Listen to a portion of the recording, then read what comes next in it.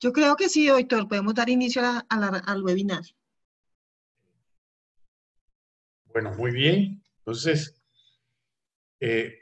buenas noches a todos los presentes, nefrólogos, especialistas, internistas, cuidado crítico de Colombia y de la región de Latinoamérica que nos escuchan. Un saludo cordial de bienvenida de la Asociación Colombiana de Nefrología de Adultos y la Asociación Colombiana de Nefrología Pediátrica, quienes junto con el Centro de Gestión de Conocimiento van a presentar a ustedes el Consenso Colombiano de Expertos sobre las recomendaciones informadas en la evidencia para la prevención y el diagnóstico y el manejo de la lesión renal aguda asociada al virus SARS-CoV-19. Es para nosotros muy satisfactorio poder presentar este trabajo que ha sido realizado de una manera juiciosa y ajustada a la metodología y que para Colombia en estos momentos representa, y al igual que para Latinoamérica, un gran reto. Y es un reto porque esta pandemia de COVID-19 ha sido una amenaza para la salud mundial, con un alto número de casos fatales. En Colombia nos encontramos en los momentos más difíciles. Los datos sobre la lesión renal aguda en COVID-19 son todavía confusos. Y han sido muchos los estudios que se van a mencionar en el día de hoy, en el cual la lesión renal aguda puede estar presente en más del 22% de los pacientes que se hospitalizan por COVID. Y además de esto está asociado a una gran mortalidad. De tal manera que el trabajo en equipo, y por esto celebramos hoy la presencia de la doctora Adriana Roballo, directora del IES, y del doctor José Luis Jacini, director y presidente de la Asociación Colombiana de Cuidado Crítica, al igual que el doctor Richard Vaquero de la Asociación Colombiana de Nefrología Pediátrica. Amigos, todos en un equipo juntos y en un equipo sincrónico, podemos lograr cambiar en algo esta pandemia que tanto daño nos está causando. Esta pandemia se inició en la ciudad de Cartagena y en la ciudad de Barranquilla, con un alto número de casos y con una fatalidad grande asociada a la lesión renal aguda. Así que damos la cordial bienvenida y los dejo con la doctora Adriana Roballo. Doctora Aroca.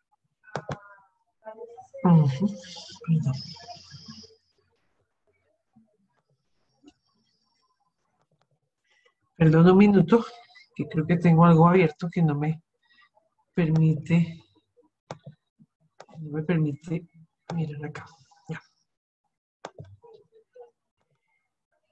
Creo que ahora sí.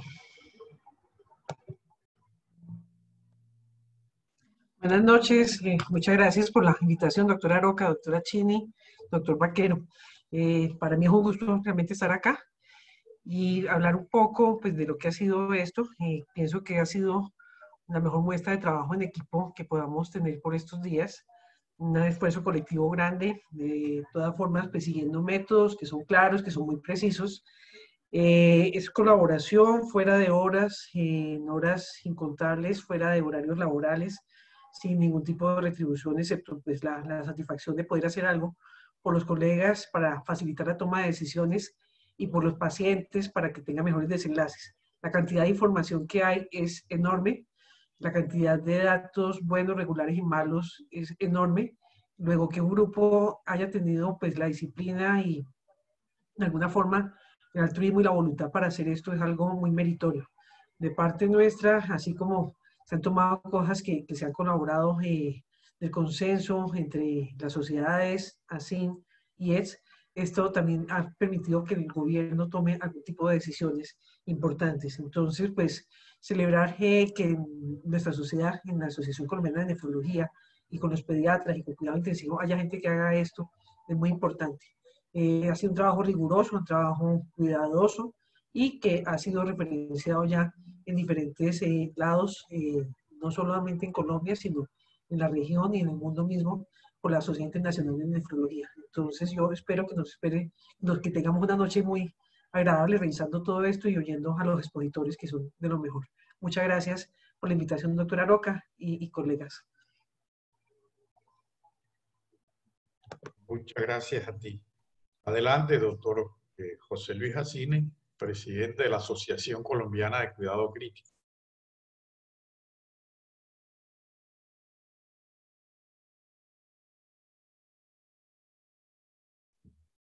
Tiene el micrófono apagado, doctora Cini.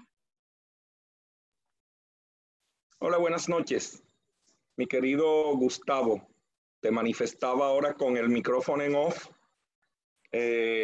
mi gratitud por invitarme a participar de esta interesante y pertinente agenda. Qué rico poder dedicar un momento de mi día, no a asuntos administrativos y a toda la problemática que enfrenta la medicina crítica y el cuidado intensivo del país.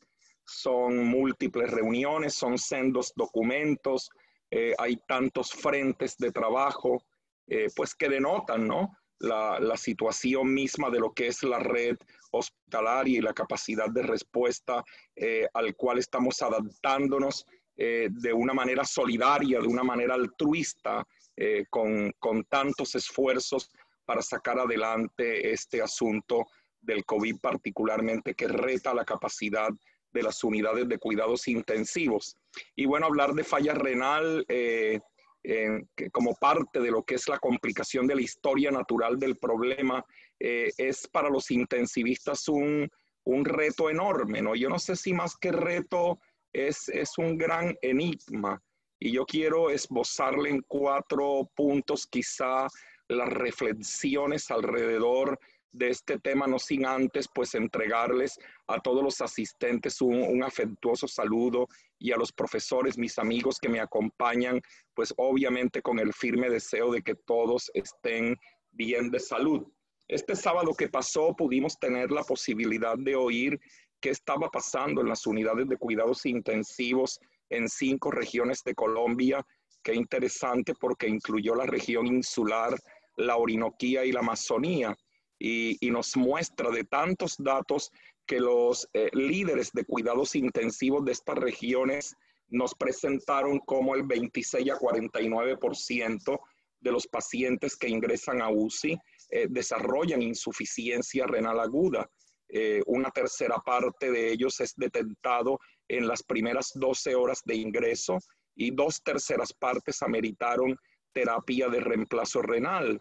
El 100% de los que requirieron terapia de reemplazo renal estaban en ventilación mecánica, y quizá la razón principal del inicio temprano de esta terapia de reemplazo renal, curiosamente, a pesar de que los pacientes, como lo voy a mencionar, no están con inestabilidad hemodinámica, ese no es el común de los pacientes o el prototipo de pacientes con COVID, están con sobrecarga de volumen y con alteraciones electrolíticas de una manera interesante, la hipercalemia, ¿no?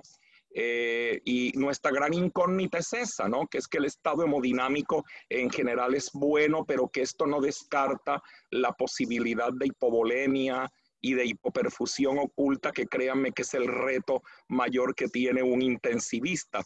El tema del manejo óptimo del volumen de los fluidos, saben ustedes que es un lío para nosotros encontrar la manera de llegar a ese punto óptimo donde el paciente no esté hipovolémico o no esté sobrecargado de fluidos. Cualquiera de las dos situaciones pueden afectar la perfusión renal y ser en parte o el contribuyente importante para el origen de este problema.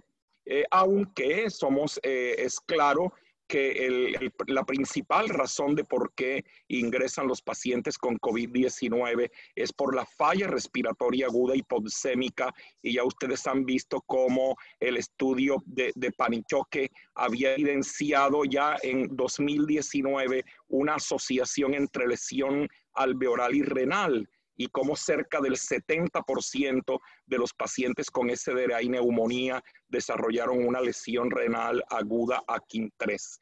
Y un cuarto punto y final es que existen pues un mundo de factores que pueden contribuir a la aparición de este problema y que determinan también el pronóstico de estos pacientes, que seguramente van a ser tocados ampliamente en esta reunión, pero yo no quiero dejar de mencionarles un asunto importante y que es muy contextual, y yo creo que es contextual para Colombia y para América Latina y el mundo en general, y es la necesidad de la expansión de camas de UCI, que puede ir asociado con asuntos muy limítrofes entre lo que es la calidad y la seguridad en la atención de los pacientes, y que esto puede de alguna manera impactar el resultado. Imagínense si esto para nosotros es un gran dilema, y manejar el asunto de la perfusión renal y sistémica es un lío para nosotros, los expertos en cuidado crítico. Ahora, cuando se expanden las camas de cuidados intensivos,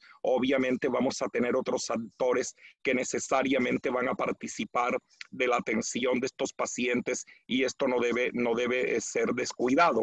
El desabastecimiento de insumos para la terapia de reemplazo renal, que obliga, obviamente, así como lo hemos hecho con el desabastecimiento de opioides y de relajantes, a buscar alternativas para optimizar recursos, para seleccionar correctamente los pacientes que requieren terapia de reemplazo renal y volver pues alternativas. Recuerda, Gustavo Aroca, cuántas vidas nos salvamos nosotros en los brotes epidémicos de leptospirosis ya hace aproximadamente 20 años a través de diálisis peritoneal aguda, y ahora pues teniendo la posibilidad, en esa oportunidad lo hacíamos con catéteres rígidos y sacábamos muchos pacientes adelante, ahora con unas técnicas mucho más mejoradas, mucho más óptimas, y en la que los cirujanos de pronto pueden tener una participación importante para poder hacer una CAPD, colocar catéteres con mínimo riesgo y poder hacer terapia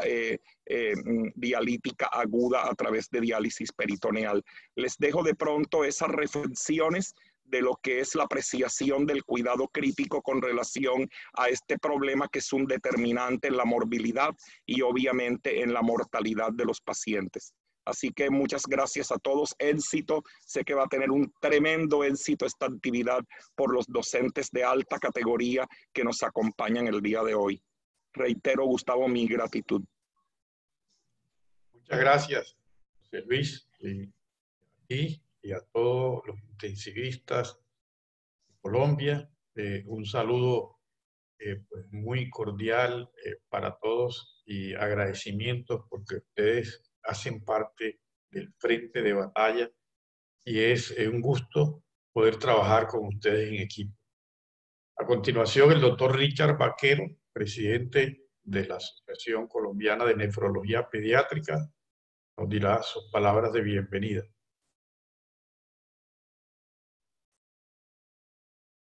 Buenas noches, doctor Aroca. Buenas noches a todos los asistentes a este evento. Está muy bajo el volumen, doctor. No se oye.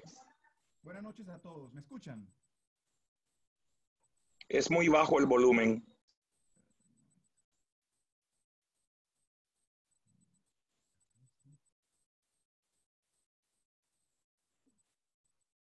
Doctor, está con N95. ¿Me escuchan? Un poco mejor, doctor. Bueno, buenas noches a todos, doctor Aroca. Buenas noches a todos los asistentes. En nombre de la Asociación Colombiana de Nefrología Pediátrica, CONEPE, y los 86 miembros que están en todo el territorio nacional, les damos la bienvenida a este webinar tan importante. Richard, ¿puedes mejorar el volumen? ¿No me escuchan? Es muy distante, créeme. ¿Me escuchan? Está un poco mejor. Más o menos. No sé por qué hay problemas acá con el volumen. en nombre de la Asociación Colombiana de Nefrología Pediátrica nos sentimos Queda muy lejos, realmente complacidos de hacer parte de este consenso y de esta serie de consensos que salieron en torno a responder una pregunta para una enfermedad que nos tomó por sorpresa al mundo entero. Sin duda alguna, hoy el país está atravesando, como lo mencionó el doctor Aroca, el peor momento de la epidemia, donde ya estamos superando los 500.000 casos, de los cuales 51.000 son en niños, lo que nos habla de cerca del 10% del total de casos que hay en el país. Y los niños, a pesar de tener aparentemente un curso más benigno de la enfermedad, también cursan con lesión renal aguda, y por eso es importante que se planteen unas estrategias para dar a nuestros nefrólogos pediatras unas estrategias para el manejo adecuado de los pacientes con lesión renal aguda asociado al SARS-CoV-19. Realmente este esfuerzo de realización de estos consensos demuestra que la unión hace la fuerza, y la unión de las dos asociaciones de nefrología del país, esta vez también en compañía de la Asociación de Cuidado Intensivo y del Centro de Gestión del Conocimiento, quizás es el primer documento de muchos que estarán por venir, y seguramente tendremos más oportunidades mejorando la salud de todos nuestros pacientes con enfermedad renal.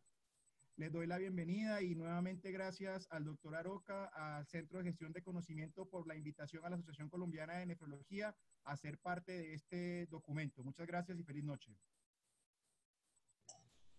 Muchas gracias, doctor Richard Vaquero. A continuación, la doctora Nancy Yomayusa hará su presentación.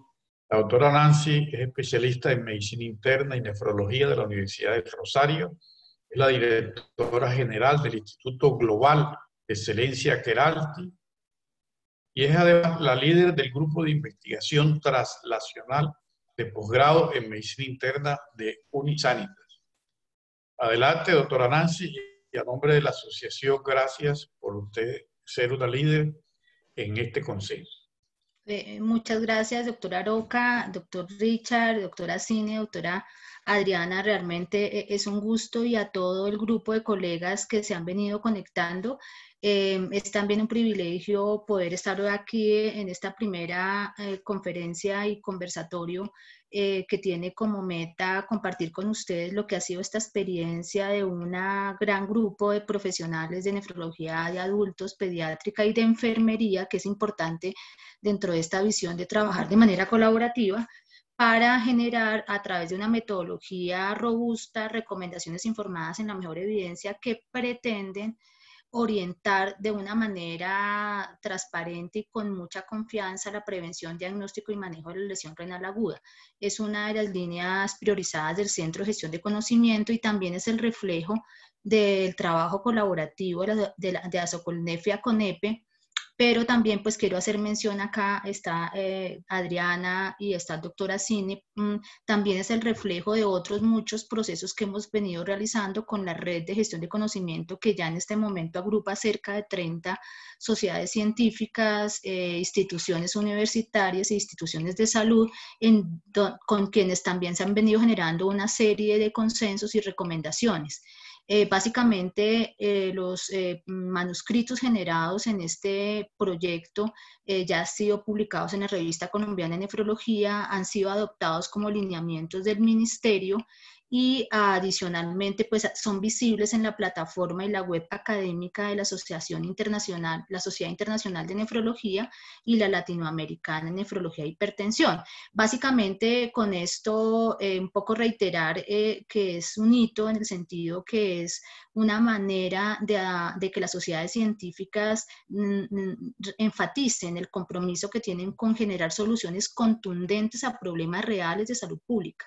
Por eso nuestro llamado es a que este consenso y lo que vamos a revisar el día de hoy no se quede simplemente en el manuscrito, sino que finalmente exista un compromiso con su implementación, con una estructura de seguimiento y con una evaluación a través de indicadores de impacto que reflejen lo que el doctor Acini estaba comentando, que es un estándar de calidad y de seguridad a pesar de lo que significa trabajar en medio de una guerra.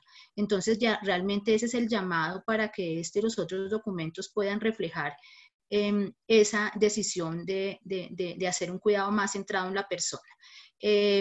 tengo problemas con el internet, voy a apagar la cámara para poder dar continuidad. Agradezco me cuenten si cambia no cambia. Ya, ahí cambia la diapositiva. Sí, señora.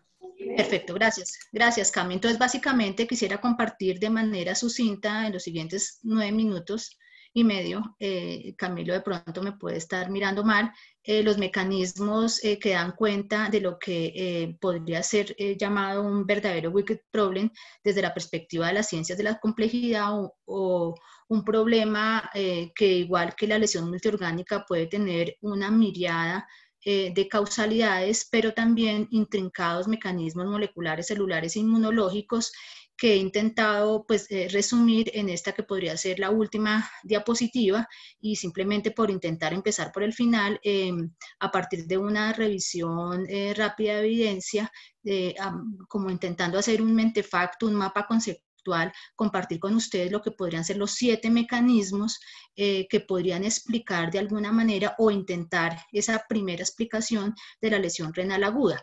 Con esto decirles que tenemos un poco de certezas, pero demasiadas incertidumbres todavía y que todo lo que vamos a hablar el día de hoy es susceptible de transformarse en la medida que tengamos nuevo conocimiento. Básicamente, ese encuentro del virus a través de su proteína S y su anclaje en el receptor de la ECA va a activar los 2 primeros mecanismos de inmunidad innata e inmunidad adaptativa que de no ser regulados van a generar estados de hiperinflamación que han sido denominados tormenta de citoquinas que junto con la alteración de la homeostasis del sistema renina-angiotensina-aldosterona, el agotamiento de los receptores ECA, el aumento de la angiotensina 2, la reducción de la angiotensina 1,7, la activación del complemento van a generar el 5º mecanismo que sería la disregulación de la coagulación, la disfunción multiorgánica que junto con el impacto que puede tener el choque, la respuesta inflamatoria, la hipovolemia, la exposición a nefrotoxinas darán cuenta de ese daño multiorgánico que va a dar paso a lo que se ha llamado la diafonía multiorgánica o esa conversación celular de los órganos en disfunción como un reflejo de posiblemente la miocarditis, la disfunción ventricular derecha con su correlato de congestión venosa pulmonar y renal, el síndrome cardiorrenal, la disfunción ventricular y todo el fenómeno de bajo gasto, así como los efectos del SDRA y toda esta mirada de circunstancias celulares que pueden condicionar hipoxia, hipotensión e hipoperfusión. Y por el último mecanismo que sería la invasión directa a través del daño del epitelio tubular y los podocitos, que aunado con la disfunción endotelial, la rhabdomiolisis, van a generar el epifenómeno que pues el reflejo de lo que podemos ver nosotros en la clínica y también en la histopatología como necrosis tubular aguda, inflamación intersticial, podocitopatía, microangiopatía y glomerulopatía del trasplante.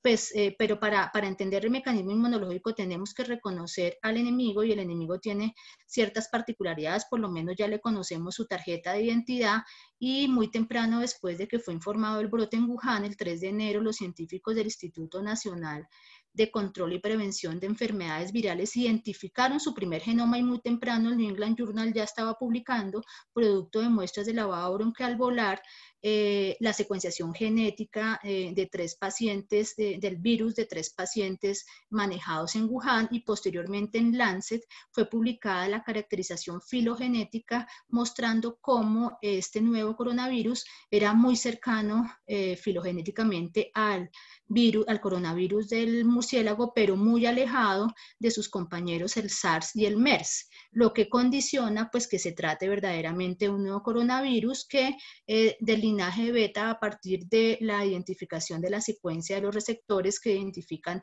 la ECA2. La otra manera es entender su estructura, ya no voy a profundizar mucho en la estructura de las proteínas que marcan su antigenicidad, particularmente la proteína S, pero 2 hechos fundamentales que lo diferencian posiblemente de otro coronavirus y que es importante saberlo y es su capacidad de mutación.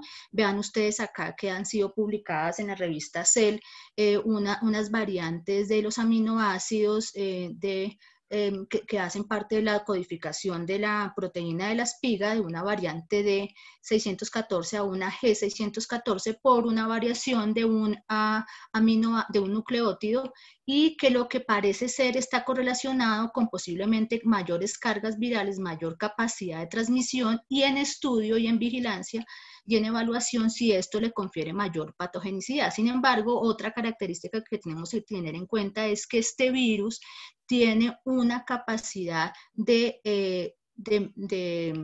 reconstrucción de las mutaciones. Esto quiere decir que tiene una capacidad por su alta capacidad de replicación, generar reparación de su material genómico y evitar perder patogenicidad. Entonces, tal vez eso le confiera esta capacidad de permanecer y ser invasivo y ser bastante transmisible. A partir de ello, pues tenemos que reconocer cómo es esa primera aproximación y reconocimiento.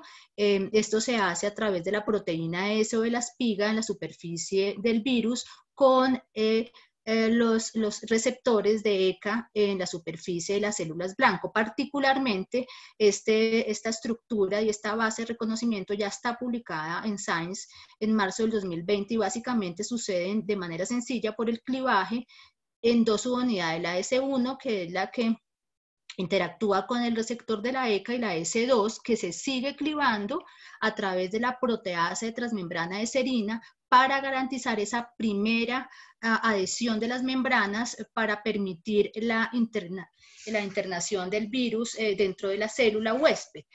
Ya sabemos también dónde se expresan los receptores de ECA, en el resto de la economía, por supuesto, en la vía respiratoria y en el pulmón, pero paradójicamente donde pensábamos que habían más receptores, hay menos receptores, comparativamente con el colon, la vejiga, el corazón y el riñón, y particularmente en el riñón, en los podocitos, las células mesangiales, el epitelio parietal de la cápsula de Bowman, el túbulo proximal y los conductos colectores, con una evidencia ya histopatológica a través de estudios de autopsia de pacientes manejados en Wuhan. Se puede ya identificar en la microscopía electrónica en el citoplasma mitocondrias y lisosomas muy edematizados, y en los lisosomas rotos viriones y partículas similares a virus, y en la inmunohistoquímica antígenos de la nucleoproteína viral tanto en los túbulos como los glomérulos, así como también en el tejido pulmonar.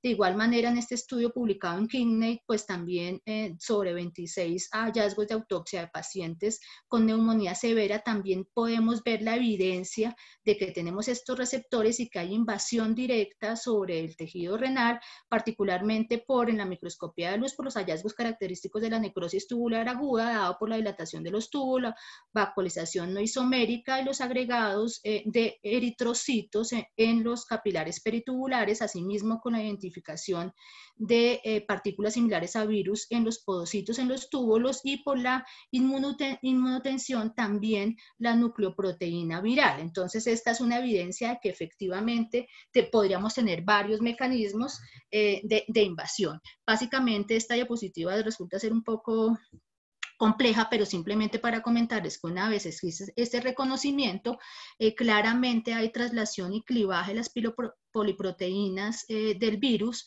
activando todo un sistema de transcripción y replicación de las proteínas estructurales y accesorias, utilizando toda la maquinaria del huésped para garantizar esa transcripción en los ribosomas, su traslado al aparato de Golgi, el ensamblaje de los viriones y su exocitosis, generando esta primera fase que resumiría lo que podría ser la respuesta innata, activando un fenómeno de muerte celular inflamatoria que es muy diferente a la apoptosis, que particularmente deriva en la expulsión de los patrones moleculares asociados a patógenos determinados principalmente por el RNA viral, y los patrones moleculares asociados a daño, particularmente por esa inflamación tan severa y la expulsión del ADN del huésped, el ATP, y por los fenómenos y por la mediación de la vía de la caspasa, la activación de la interleuquina 18 y la interleuquina 1 beta, que son fuertes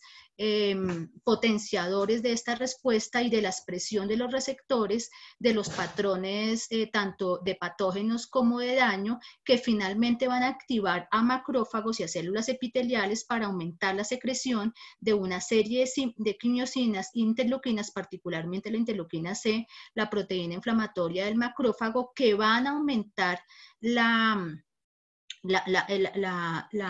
el ingreso de células T, monocitos y macrófagos, y esa circulación aumenta el interferón gamma, y esto pues es todo un círculo reverberante que da cuenta de la explicación de esa primera respuesta innata. Esta respuesta innata tiene que interactuar con la adaptativa, activando toda la línea humoral de anticuerpos neutralizantes que van a inactivar el virus, por supuesto la persistencia, la actividad de los macrófagos con el aclaramiento de los virus neutralizados, el reconocimiento de los macrófagos y la fagocitosis de las células apoptóticas, la activación de la línea de linfocitos TCD4, mediando y haciendo más eficiente esta respuesta inmune, y los TCD8 reconociendo y eliminando células infectadas, pero este sería lo que podríamos decir que es la respuesta inmune saludable. Esto quiere decir que aquí tenemos como objetivo eliminar el virus sin generar mayores daños tisulares. Pero ¿qué pasa una vez esto excede un punto que todavía no conocemos qué punto es, ni qué realmente lo está activando? Pues se genera lo que pensamos que es la tormenta de citoquinas, y lo que posiblemente va a generar todo lo que le da dolor de cabeza y dolor de hombro al doctor Assini en la unidad de cuidado intensivo y a todos los nefrólogos, y que pues hemos intentado asimilar a una enfermedad que tampoco existe claramente, porque no hace parte de la clasificación internacional de enfermedades ninguna de las consideraciones, y que hemos intentado ponerle unos criterios que también son bastante heterogéneos, derivados de lo que conocemos de situaciones inmunológicas parecidas derivadas del cáncer, las enfermedades autoinmunes o la linfohistiocytosis hemofagocítica primaria y secundaria. Pero de todas maneras hay una fuerte controversia en la literatura respecto a cuál es el momento preciso en que este síndrome de tormenta de citoquinas o esta situación inmunológica está actuando. ¿Por qué? Porque aquí podríamos tener un blanco importante de la terapia que tiene dificultades en mostrar efectividad y seguridad, dada por lo menos este marco de incertidumbre, de poder categorizarla. Sin embargo, es importante tener en cuenta algunos mecanismos que nos pueden explicar lo que estamos viendo en los pacientes, y particularmente esta tormenta de citoquinas posiblemente, porque aquí pues todavía hay mucho por estudiar, se derive de una activación de esa respuesta retardada de interferón gamma. Por un lado, la activación de las células T, particularmente natural killer y células T activadas, y por otro lado, esto conlleve a la secreción de factor de necrosis tubular, la interferón gamma, el factor estimulador de colonias, todas ellas activando la vía del Janus quinasa y la vía de activación de la transcripción por un lado. Por otro lado, el estrés oxidativo, que a su vez también media a partir del factor nuclear kappa beta, y por otro lado la acción del mismo virus sobre el inflamosoma. Todas estas vías van a conducir a la activación de la vía nuclear y los genes inflamatorios que van a transformar el monocito en un fenotipo de macrófago hiperinflamatorio. Este macrófago hiperinflamatorio es el que va a tener la capacidad de expresar el factor tisular, y adicionalmente es el responsable de toda esa cadena de citoquinas y quimosinas que son las que van a generar el daño tisular. Esto es como si la inmunidad innata no hubiese alcanzado a hacer su tarea y hubiese vuelto otra vez a tener una segunda oleada, porque como ustedes verán, estas son vías que son equivalentes a lo que podría ser la primera fase de la inmunidad innata. Entonces, ¿qué hace que la inmunidad innata no cumpla su tarea inicialmente y la celular y la humoral ingresen y se genere esta disfunción e hiperinflamación, es lo que todavía no se sabe.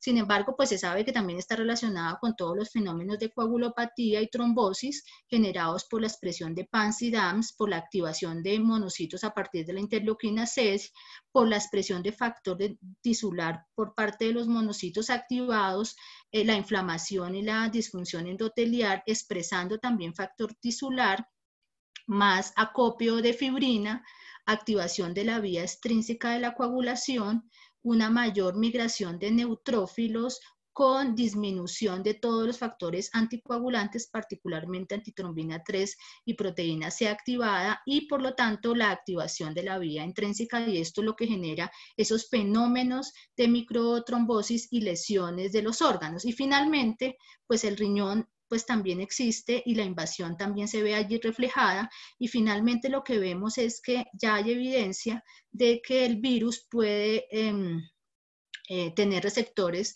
e invadir los podocitos particularmente, y esta invasión de los podocitos le cambia un fenotipo inflamatorio que genera vacuolización, genera internalización de la nefrina, que genera cambio de su citoesqueleto, y por lo tanto agotamiento de esos receptores de ECA, con aumento de la angiotensina, con todo el impacto que ello tiene en hiperfiltración, en inflamación, y adicionalmente esto es lo que supone una afectación de la barrera de filtración con el epifenómeno que sería la proteinuria.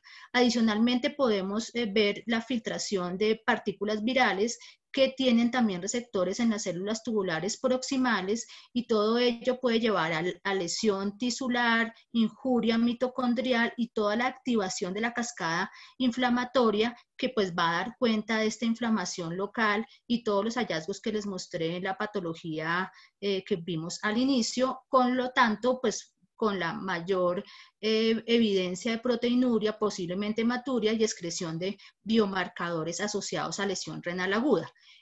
Finalmente, pues esto es una revisión rápida, creo que en 11 minutos, y básicamente concluir diciendo que, ya como les había puesto la diapositiva de la conclusión, es que nunca volveremos seguramente a ser los mismos, ya no habrán muchas verdades reveladas, particularmente los nefrólogos y los intensivistas usualmente, que posiblemente estábamos en el Olimpo del conocimiento, pero yo creo que la pandemia nos ha bajado de allí, nos ha mostrado que somos fiables, y que esa arrogancia, tal vez por el poder y del conocimiento, pues nos puso en evidencia, porque hemos tenido que abordar situaciones límite con demasiadas incertidumbres, y por lo tanto solamente tendremos realmente la certeza es de que no sabemos y que tenemos que aprender todavía, y de pronto la humildad de tenernos que acercar mucho más al paciente, como en un diálogo de persona a persona. Muchas gracias. Muchas gracias, doctora Nancy. A continuación, nos hará la presentación del pronóstico de la lesión renal aguda en COVID el doctor Camilo González. Camilo es médico internista y nefrólogo y epidemiólogo de la Universidad Javeriana y profesor de posgrado, además investigador. Trabaja con el Hospital San Ignacio, la Clínica Colsanitas, y es miembro y secretario de la Junta Directiva de la Asociación Colombiana de Nefrología. Muchas gracias, doctor Camilo. Muchas gracias, doctora Aroca, doctora Cini, doctora Nancy, doctora Adriana, doctor Richard Vaquero. Bueno, después de esa super charla de la doctora Nancy, vamos a hablar un poquito de cómo es lo de prevenir y cuál es la parte de manejo médico. Tan importante reconocer por las dificultades que pueden haber en la disponibilidad de manejo invasivo y en la selección de pacientes adecuadamente. Siguiente, Paula. Probablemente hayan más publicaciones adicionales sobre cohortes, pero decidimos poner esta. Incluso salió publicada un poco después de tener datos para el consenso, pero curiosamente los datos más pequeños estaban mostrando una información similar.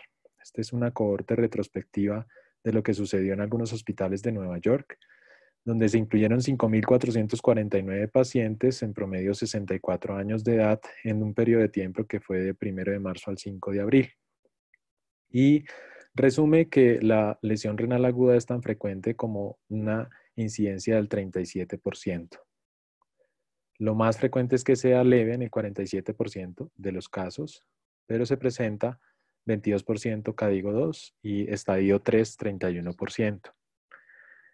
Y esta diapositiva la pongo porque muestra cuáles son los factores independientes para que presenten los pacientes lesión renal aguda. Y a partir de esos factores de riesgo de lesión renal aguda, podemos reconocer cuáles de ellos pueden llegar a ser eventualmente modificables o reconocidos tempranamente para que podamos intervenir en algún momento en la prevención.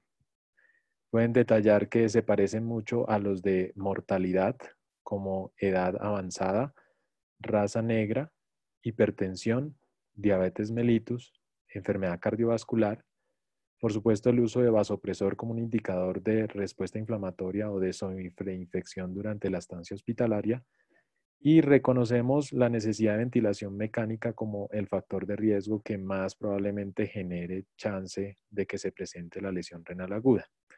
Puede ser un indicador mismo de la severidad de la enfermedad, de la infiltración viral, de la respuesta inflamatoria o incluso del barotrauma que se genera con la ventilación mecánica y el volutrauma, que finalmente, como sabemos, por efecto citoquímico y por efecto de congestión, aumento de la presión venosa, pueden generar de una u otra manera un daño renal secundario. Por eso la recomendación sobre usar ventilación mecánica protectora, y eso en otras entidades está bien reconocido como en cirugía cardíaca, donde la ventilación mecánica protectora disminuye los eventos de lesión renal aguda asociados a cirugía cardíaca. Por supuesto, como es una cohorte de periodo, se muestra cuántos pacientes seguían hospitalizados al final de la cohorte: 39%, 26% de los pacientes con lesión renal aguda en algún grado fueron dados de alta y 35% fallecieron en el periodo de seguimiento. Siguiente. Aquí detalladamente vemos cómo para esta cohorte la frecuencia de lesión renal aguda fue mayor en el inicio o en el día 1 de hospitalización de los pacientes. Puede reflejar algo de ingreso tardío, de selección de los pacientes que se hospitalizan, porque hay un rebote después del día 7 y probablemente tenga que ver con la presencia de complicaciones intrahospitalarias asociadas a la estancia en cuidado intensivo. Se dice que incluso cuando la presentación de la lesión renal aguda es en los primeros días de inicio de síntomas, el papel del virus es mucho mayor a la infiltración viral como tal que otros mecanismos, y si se presenta después del día 7-10 de inicio de los síntomas, probablemente tengan que ver otros mecanismos inflamatorios o de complicaciones de la estancia. En la medida de que exista mayor severidad de la lesión renal aguda, como en cualquier otra causa, la mortalidad incrementa significativamente, así como que en CADIGO 3 la mortalidad es cerca al 50%, y pues no sabemos qué pasó con el resto de pacientes que continuaban hospitalizados al momento del cierre del corte. Siguiente. Entonces la conclusión del estudio es que ocurre muy frecuentemente, por eso todos tenemos que aprender a reconocerlo, identificarlo y tratar de prevenirlo y manejarlo médicamente. Y ocurre muy cercano a la disfunción pulmonar, y es más frecuente cuando hay disfunción pulmonar, y su pronóstico y la lesión renal aguda como tal genera un impacto pronóstico en mortalidad, además de detallar los factores de riesgo. Siguiente.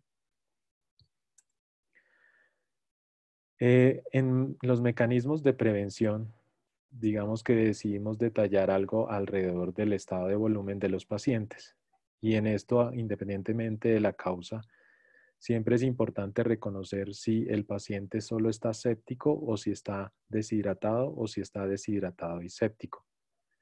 Aprender a reconocer dentro de la clínica del paciente si hay algo que esté incrementando la pérdida de volumen. Como sabemos, la infección por SARS-CoV-2 produce diarrea en una proporción importante, y pueden llegar con algún grado de deshidratación. Probablemente los pacientes que lleguen solo con sepsis y con falla respiratoria, sin pérdidas de volumen previas al ingreso, no requieran mayor reanimación con volumen y sea mejor una estrategia más o menos restrictiva, comparado con los pacientes que tienen sepsis y deshidratación o solo deshidratación, donde es prudente un cálculo de déficit de agua y llevar la recuperación de volumen al nivel normal. Siguiente. Siguiente. Sabemos que la FDA y la OMS han dicho algunas cosas alrededor del uso de algunos medicamentos, entre ellos los AINES, y digamos que este no es un warning como tal, existen warnings para ibuprofeno específicamente, pero en general no es que cohíban el uso de AINES. Sin embargo, las sociedades científicas de nefrología en general se han opuesto a tratar de usar masivamente los AINES para el manejo del dolor y el manejo de la fiebre, evidentemente porque eso incrementa el riesgo de complicaciones de lesión renal aguda. Hay algunos datos sugestivos de que puedan asociarse también incluso con mortalidad. Lo que pasa es que los pacientes que presentan esta enfermedad y la presentan en un grado grave tienen mucha comorbilidad y tienden a estar usando IECAs ARA2 diuréticos por las comorbilidades que tienen, y pueden ver cómo en diferentes cohortes el uso de estos medicamentos es bastante masivo.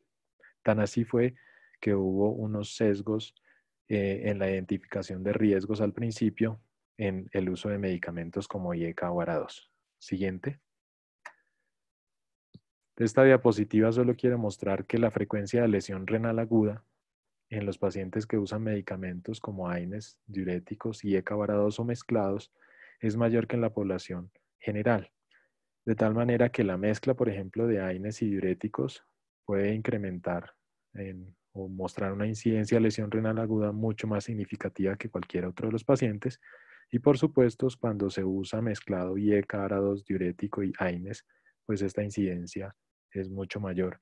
Y de ahí de reconocer que los pacientes deban evitar el uso de AINES y digamos que si se encuentran dentro de un contexto de severidad, con falla respiratoria o choque o lesión renal aguda, se deban suspender el IECA o ARA2 para evitar el fenómeno de vasoconstricción en estado de hipotensión e hipoperfusión renal.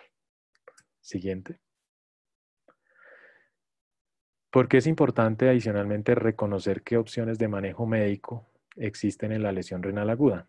Y aquí simplemente voy a tratar de resumir lo que representan los 3 grandes ensayos clínicos de timing de soporte renal, donde incluyen uno de ellos exclusivamente pacientes sépticos. Sabemos que existe una probabilidad de recuperación espontánea si el paciente tenga lesión renal aguda CADIGO 3, y que eso impacta independientemente en la mortalidad cuando no se usa terapia de reemplazo renal. Siguiente.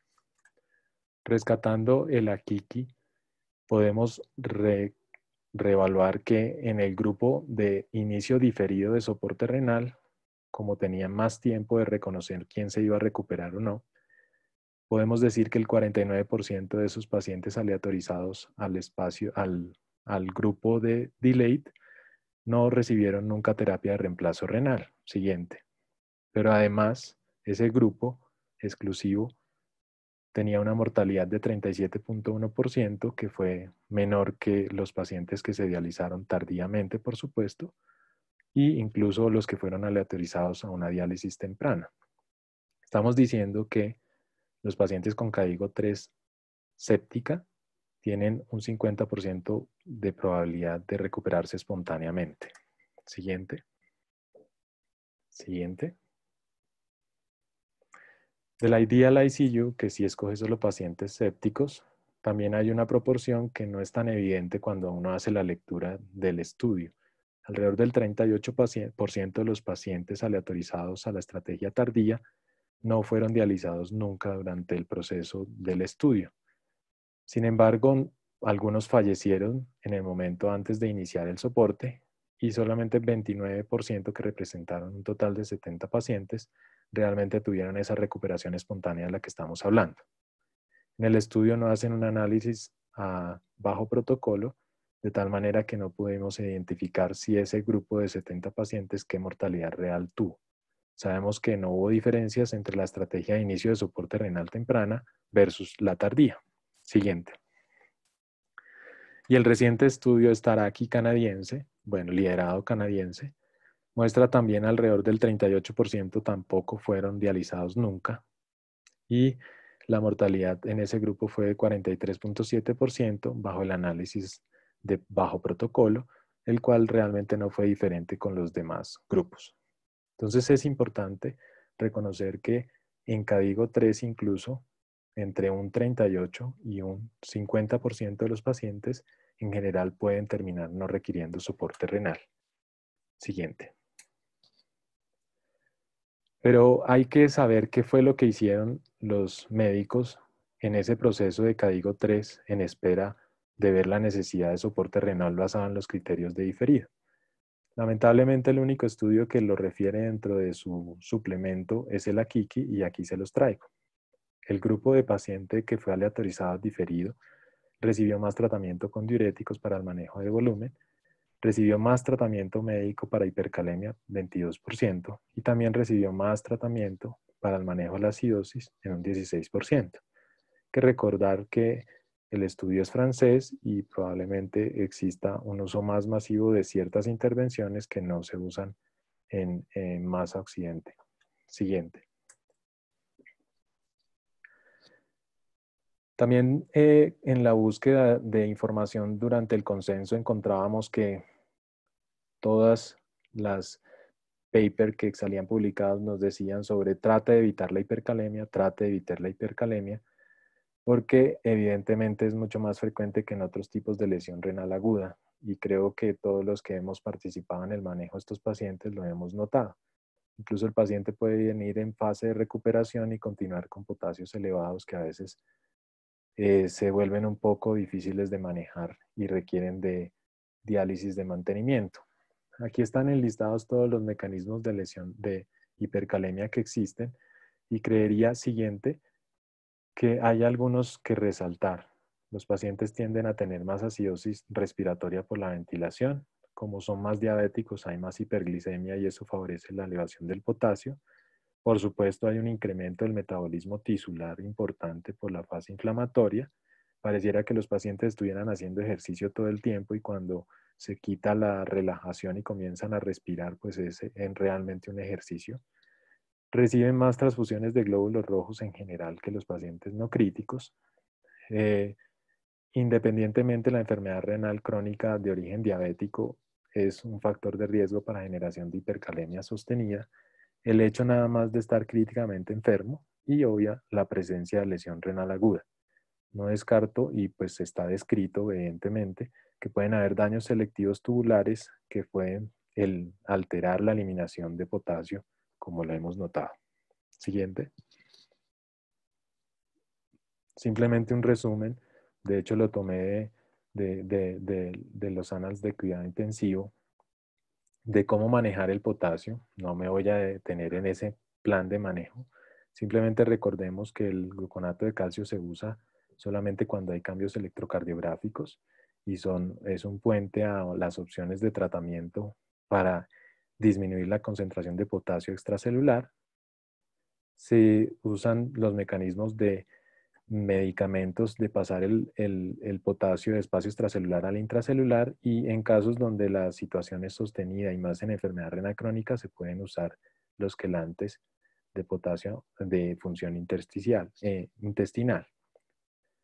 Los diuréticos pueden tener utilidad solamente en los casos de eventos de enfermedad renal crónica o lesión renal aguda, que tienen sobrecarga de volumen y sería útil el uso en esos casos.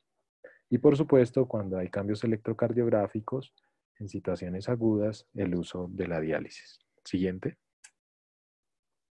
Hay unos mitos que quiero recordar sobre los diuréticos. Siguiente. Son 10. Son de Mary Osterman, que es intensivista. La furosemida realmente no causa lesión renal aguda. Es un factor de riesgo, pero bajo ciertas situaciones. La administración de furosemida simultánea de líquidos y furosemida, pues, para prevenir la lesión renal aguda en los pacientes con alto riesgo no sirve. Hay un protocolo en nefroprotección con contraste, pero pues no es que aplique para todos los pacientes. De hecho, suena como ilógico y genera más disnatremia. La furosemía está contraindicada en lesión renal aguda. Eso es un mito, no es una contraindicación. La furosemía puede reactivar la función renal. Eso es mentira, no mejora la filtración glomerular. La furosemía funciona mejor si se administra con albúmina. No es completamente cierto, no es verdad. En los niños podría llegar a ser útil. El doctor Richard Vaquero me confirmará eso. ¿La furosemía en infusión es más efectiva que en bolos? No, hay un ensayo clínico que lo contradice. Siguiente. ¿La furosemía puede prevenir el inicio de la terapia de soporte renal? Tampoco es verdad, no la evita. ¿La furosemía ayuda a liberar de diálisis a un paciente en terapia de reemplazo renal? No por ahora, a menos de que la única indicación de sostenerla sea la sobrecarga de volumen y el paciente tenga diuresis y podamos favorecer el balance de líquidos. Siguiente.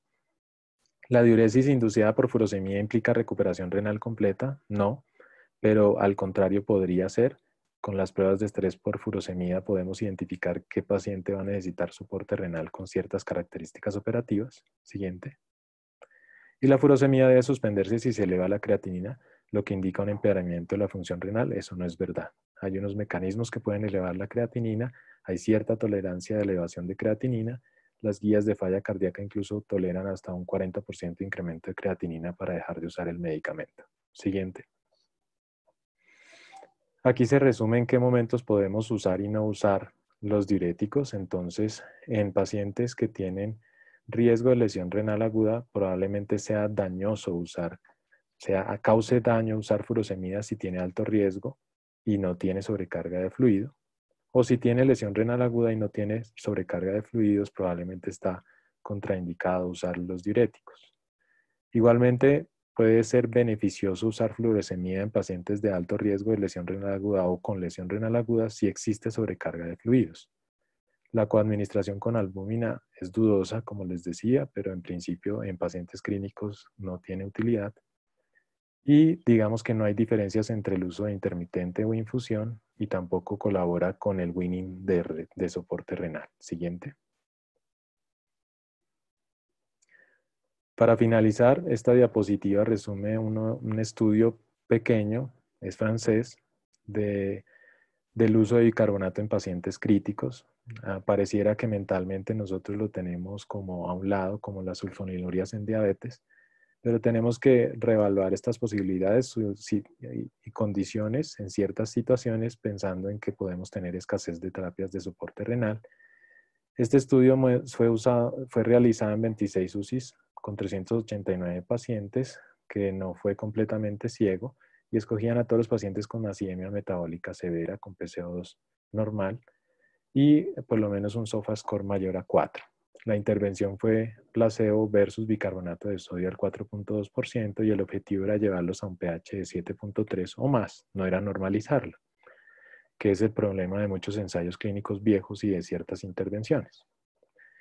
El desenlace compuesto primario realmente era mortalidad y falla de un órgano. No hubo diferencias en general, pero fíjense que en necesidad de terapia de reemplazo renal sí fue diferente. En el grupo placebo fue 52% versus 35%, con una P estadísticamente diferente. Y también en los desenlaces, digamos, de mortalidad a 28 días también hubo ciertas diferencias que, pues digamos que siendo no el objetivo del estudio, no tienen mayor valor, pero incluso en los pacientes con lactoacidosis tenía alguna utilidad el uso de bicarbonato de sodio. Siguiente. Eso es todo lo que quería contarles. Muchas gracias. Espero que no haya pasado más de 10 minutos. Muchas gracias, doctor Camilo González, por su excelente presentación. A continuación, el doctor Juan Guillermo Vargas nos hablará de soportes renales en lesión renal aguda. El doctor Juan Guillermo Vargas, médico internista, y nefrólogo y epidemiólogo, y actualmente hace parte de la Clínica Universitaria Colombia de Colsanitas y es miembro activo y del Comité de Lesión Renal Aguda de la Asociación Colombiana de Nefrología. Bienvenido, doctor Juan. Muy buenas noches, doctora Aroca. Muchísimas gracias a todos. Gracias por acompañarnos esta noche y darles la oportunidad pues, de compartirles este trabajo que realmente ha sido muy enriquecedor y pues ha mostrado de por sí pues, lo importante del trabajo multidisciplinario. Pues ya metiéndonos en el tema de soporte renal, qué pena la siguiente, por favor. Pues definitivamente es un tema que generó mucha controversia y generó grandes desafíos al momento de construir el consenso, pero pues nos basamos básicamente en dos grandes premisas. Uno, pues buscando la mayor rigurosidad en evidencia científica y lo otro es la disponibilidad logística de terapias que tenemos en Colombia. Ya cuando entramos a la unidad de cuidados intensivos, pues tenemos a ver que tenemos dos tipos de terapias básicas. Tenemos las terapias continuas, que es cualquier tipo de terapia que se define que tenga una duración por encima de 24 horas, en las cuales pues tenemos de acuerdo a la modalidad de aclaramiento que tenga la terapia, pues tenemos tres tipos. Tenemos las basadas en convección, que es la hemofiltración venovenosa continua, las basadas en difusión, que es la hemodiálisis venovenosa continua, y las terapias en las que mezcla estos dos tipos de modalidades, difusión y convección, que tenemos la hemodiafiltración. Vemos acá pues las características técnicas de ellas se basan en que debido a su posibilidad de ser terapias continuas pues manejan los flujos de sangre entre 150 y 250 mililitros minuto, que en un paciente críticamente enfermo pues tiene un potencial beneficio en temas de sostenibilidad hemodinámica y control de ultrafiltración. Vemos que obviamente pues, las capacidades de aclaramiento en relación al ultrafiltrado pues, lo definen los médicos tratantes y la condición hemodinámica del paciente. En la condición de los flujos del dializado, si utilizamos hemodiálisis, pues vemos que alcanzamos flujos de dializante bastante importante a lo largo del tiempo. Y inclusive también en temas de hemodiafiltración, pues los manejamos de manera suficiente. El aclaramiento de urea es muy bueno. Sin embargo, obviamente, pues debido a los flujos de sangre y flujo dializado, que son flujos de reposición que no son tan altos como las intermitentes, pues en temas de tiempo, el aclaramiento mililitro minuto posiblemente puede ser más bajo que las anteriores. Tenemos las terapias, en las continuas tenemos una terapia aquí muy importante que no está en la gráfica, que tiene muchísima validez y tiene muchísima aplicabilidad y que tiene un apartado importante en el consenso, que es la diálisis peritoneal. Y pues también tiene unas características muy importantes que vale la pena rescatar, como el tema de la estabilidad hemodinámica y el tema de la no necesidad de anticoagulación, que pues en un paciente críticamente enfermo puede ser beneficioso, aunque sabemos que en COVID el tema de la coagulación pues tiene un apartado importante. En terapias intermitentes, ¿cuáles tenemos? Tenemos las terapias prolongadas, que antes se llamaban SLED, pero que ya vemos que la nueva clasificación se llama terapias intermitentes prolongadas, y la hemodiálisis intermitente. Los flujos de aclaramiento de flujos de sangre, pues son flujos que fluctúan de acuerdo a la tecnología, pero vemos que en el caso de la hemodiálisis intermitente, pues manejan flujos de sangre superiores a las previamente mencionadas, que obviamente hay que tenerlo muy presente en el momento de tener un paciente críticamente enfermo. Los mecanismos de aclaramiento, pues sabemos que el SLED como la hemodiálisis dependen de aclaramientos difusivos debido a sus características de las membranas, y los aclaramientos, pues como tienen baños de diálisis bastante elevados, pues favorecen muchísimo el aclaramiento temprano de moléculas de pequeño y algunas de tamaño intermedio. Ese es, digamos, como el resumen de las terapias que tenemos disponibles en Colombia. Las terapias en sí mismas no existe superioridad unas entre otras, pero sí vemos que son muy importantes que tengamos claro que son terapias complementarias. Siguiente, por favor. Posiblemente, pues este es un consenso muy importante que lo tuvimos como base de referencia dentro de nuestro consenso. Fue publicado en el 2017, es básicamente dado por la iniciativa del grupo ADKI, en la cual pues fue el consenso basado en los grupos de terapias de lesión renal aguda en pacientes en centros de países en vía de desarrollo.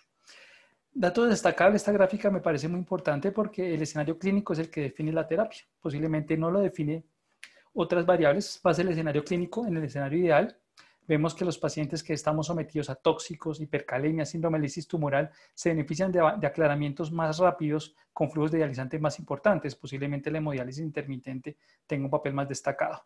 Las terapias intermitentes prolongadas como una segunda opción, y después siguen las terapias continuas con la diálisis peritoneal. Pero posiblemente ese paciente va a ser un escenario muy específico en COVID-19. Y pacientes con COVID-19, ¿cuáles van a ser? Van a ser pacientes con sobrecarga hídrica, inestabilidad hemodinámica, y otros estados hipercatabólicos, que posiblemente las terapias continuas, debido a sus beneficios hemodinámicos y a sus beneficios de aclaramiento, de ultrafiltración a largo plazo y de grandes volúmenes, pueden tener un valor más importante, que ahorita vamos a mostrar unas recomendaciones que nos quedamos en el consenso de estos análisis. Y otras, pues otros escenarios como pues que no hacen, digamos, serían escenarios adicionales que también dan este consenso, como las terapias continuas y diálisis peritoneal en pacientes con trauma craneoencefálico, hipertensión intracraneana, que se pueden también ser beneficiados. Pero pues recordar esta gráfica que la indicación define mucho la terapia, obviamente teniendo en cuenta la disponibilidad logística, técnica y científica del centro en el cual el paciente está. Siguiente, por favor. O sea, ya teniendo como marco introductorio eso, voy a presentarles dentro del apartado de nuestro consenso las recomendaciones de soporte renal y voy a básicamente centrarme en las recomendaciones que tienen una recomendación fuerte. Pues tenemos como indicaciones de inicio de terapia de soporte renal en pacientes con lesión renal aguda y con COVID-19, las indicaciones clásicas que todos conocemos, que están publicadas en múltiples consensos y guías de manejo, que tenemos la hipercalemia, la acidosis metabólica, la sobrecarga de volumen refractaria diurético y los signos de manifestaciones urémicas. Obviamente es una recomendación fuerte, pero sería más que todo con las indicaciones clásicas convencionales de terapia de soporte renal. Pero posiblemente esas no son las que más nos van a llevar a nuestro paciente a terapias. ¿Qué pasa? Como estaba dándonos una antesala el doctor González, iniciar terapia de soporte renal en pacientes con COVID-19 con la evidencia actual, con los dos estudios grandes del 2016, el estudio IDEAL y el estudio STAR-AKIKI, no podemos sugerir una recomendación diferente de esta, que iniciar terapias con lesión renal aguda en pacientes estadio 3, según criterios CADIGO. Obviamente considerando el contexto más amplio del paciente, considerar las afecciones modificables que favorecen la terapia y las tendencias de laboratorios y niveles de sobrecarga hídrica, mucho más allá de valores de biomarcadores convencionales como la creatinina y el nitrógeno ureico. Posiblemente indicaciones de soporte de CADIGO 2, por fuera de evidencia todavía no la tenemos tan claramente establecidas en estudios y en experimentos clínicos que apoyen este nivel de evidencia. Pero ¿qué pasa? Tenemos otra tercera recomendación. Recomendamos las terapias de soporte renal continuo o las terapias de reemplazo intermitente prolongado como modalidad de primera línea en el manejo de pacientes con lesión renal aguda. Posiblemente, si vemos la evidencia, las terapias de reemplazo renal continuo son las que más fuerte soporte ahí en el científico, pero que hemos dado cuenta a lo largo del mapeo que tenemos en Colombia, la disponibilidad de terapias de reemplazo renal, de reemplazo prolongado intermitente en Colombia tiene una gran extensión en nuestro país que posiblemente no la tiene la continua. La penetración de las terapias continuas en Colombia ha sido un poco más lenta que otros países del mundo, por lo cual pues incluimos a las terapias de reemplazo prolongado como una primera línea. Obviamente recordar que estas dos terapias tienen una mejor tasa de remoción de fluidos y mejor tolerancia hemodinámica que las intermitentes convencionales. Siguiente. Ya en temas de terapias de soporte renal continuo, pues en cuanto a dosis, la recomendada que tenemos, obviamente basados en los estudios grandes de dosificación publicados desde el año 2000, los dos grandes estudios 2009 publicados el RENAL, el ATN y otros estudios posteriores, nos dan esta recomendación, que debemos usar una dosis aportada entre 20 y 25 mililitros por kilo y que tenerlo claro que la dosis aportada, porque y prescrita, ya dada por la máquina, monitorizada en la máquina de 25 a 30 mililitros por kilo hora para la modalidad de terapia de soporte renal continuo. Y los ajustes pueden ser dependientes del estado metabólico, sin embargo sabemos que dosis por encima de 35, 40 y por encima de 45 mililitros por kilo hora no ha mostrado una evidencia superior, ni siquiera en escenarios de sepsis. Obviamente, y eso favorecería muchísimo más a la preservación de insumos hospitalarios, manteniendo dosis un poquito más estrechas. En temas de modalidad en terapias continuas, con una recomendación fuerte del consenso, se resolvió que se encontró que se sugiere usar la modalidad de hemodiafiltración venovenosa continua y la hemodiálisis venovenosa continua, más que la hemofiltración. Esta recomendación está basada en que el objetivo es disminuir la fracción de filtración, mejorar la durabilidad del circuito y obviamente sabiendo que garantizamos las mismas dosis aportadas en estos tipos de modalidades que en la hemofiltración venovenosa pura. Esta es una recomendación fuerte. Siguiente. Obviamente teníamos que hablar de diálisis peritoneal aguda. Es una terapia fundamental en pacientes del manejo con COVID. Lo consideramos que es una modalidad alternativa para terapias de soporte renal en pacientes con lesión renal aguda, cuando no sea posible aplicar otra modalidad, o también se puede utilizar como una modalidad para aliviar la carga del trabajo de personal encargado de sistemas extracorpóreos como hemodiálisis o terapias de soporte renal continuo. Ya en temas de diálisis peritoneal, pues el consenso justificó con nivel de recomendación fuerte. Se recomienda preferir el uso de diálisis peritoneal automatizada más que manual, cuando sea posible, en pacientes con COVID-19 para control de riesgos de bioseguridad. Y se recomienda obviamente extremar medidas de bioseguridad durante los intercambios manuales del dializado. Siguiente. Bueno, ya el paciente crónico que ingresa a la unidad de cuidados intensivos en estado COVID-19. Es importante, pues el paciente crónico, darle continuidad al tratamiento de reemplazo renal de base durante su estancia hospitalaria en el cuidado crítico o sala general en la habitación de aislamiento del paciente. Ese nivel de evidencia fuerte. Se recomienda dar continuidad a la diálisis peritoral en pacientes con terapia de soporte renal por enfermedad renal crónica estadio 5 en la medida de lo posible. Démosle continuidad, a menos que la ventilación mecánica o las condiciones logísticas lo impidan. Se recomienda preferir diálisis peritoneal automatizada en pacientes bajo tratamiento de reemplazo renal con diálisis peritoneal manual de base. Pasémoslo a automatizada, recomendación de consenso. En pacientes que están, pacientes crónicos que tienen su acceso vascular dado por una fístula arteriovenosa o un injerto vascular, se recomienda que si van a ser usuarios de terapia de soporte renal continuo o terapias de soporte renal prolongado, que requieran tiempos sostenidos por encima de más de 6 horas, se recomienda que usen catéter de hemodiálisis temporal para su manejo en unidad de cuidados intensivos. Se recomienda no usar la fístula arteriovenosa o este tipo de injertos en cuidados intensivos. Siguiente. Y ya con esto pues cierro mi bloque de recomendaciones en terapias de soporte renal en cuidados intensivos. Muchísimas gracias.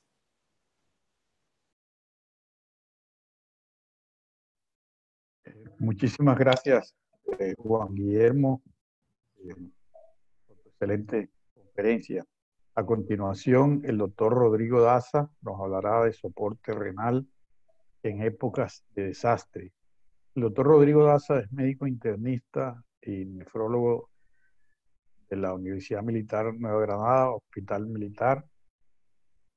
Es miembro de número de ASO-Colmes y hace parte del grupo de cuidado crítico de Fresenius y ha tenido también una gran experiencia propia en el afrontamiento y en el manejo de estos pacientes. Adelante, doctor Rodrigo.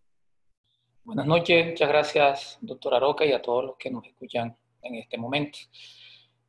Bueno, dándole continuidad al programa, el tema que me toca disertar es acerca del soporte renal en épocas de desastre. El término desastre implica catástrofes de origen natural como terremotos, tsunamis, incendios, etcétera, que no son el objetivo de la presente charla. Básicamente haremos referencia a lo que tiene que ver con la pandemia. Siguiente. Lo primero que tenemos que establecer es un diagnóstico, hacer una evaluación del riesgo, y en ese sentido los pacientes que habitualmente manejamos, como los pacientes trasplantados, pacientes con lesión renal aguda o pacientes con enfermedad renal crónica recibiendo terapia sustitutiva o no, son un grupo de riesgo para presentar complicaciones asociadas a la infección por SARS-CoV-2. Siguiente. Una vez que se establece el diagnóstico y se evalúa el riesgo, el siguiente paso es establecer un plan de atención, un plan de manejo, un plan que evita romper con un círculo vicioso que invariablemente nos lleva al aumento de la morbimortalidad en población en riesgo. Quiero resaltar algunos aspectos de este círculo vicioso que debemos evitar, como por ejemplo la ausencia de planes para cubrir la sobredemanda de diálisis, la disminución de abastecimientos de insumos de diálisis, la ausencia de planes de educación tanto para el paciente como para el personal sanitario, la ausencia de sistemas de comunicación y la ausencia de coordinación nacional centralizada. Todos estos son aspectos relevantes que debemos evitar mediante la ejecución de planes con el fin de mejorar desenlaces en la atención de catástrofes como la pandemia actual. Siguiente. Es importante establecer un diagrama de educación continua, y en este sentido existen 4 protagonistas principales: el personal de salud, las autoridades tanto nacionales como gubernamentales y locales, los pacientes y, no menos importante, las entidades involucradas en los suministros. Entre estos protagonistas debe existir una comunicación abierta y bidireccional. Siguiente. Dicha comunicación debe ser estructurada desde altos niveles de mando, como el Ministerio de la Protección Social, a su vez con entidades de mando local como alcaldías gubernamentales, estas a su vez con las entidades promotoras de salud y estas con las diferentes redes de prestación de servicios como hospitales, clínicas y unidad renal. Siguiente. Importante evaluar el recurso y su distribución. Y en este sentido, los jefes de unidades de diálisis, directores nacionales, directores regionales, deben hacer un diagnóstico, evaluar el recurso y la capacidad con la que se cuenta en ese momento. Luego de ese análisis, si se concluye que los recursos son suficientes, se debe prestar la atención como habitualmente se hace.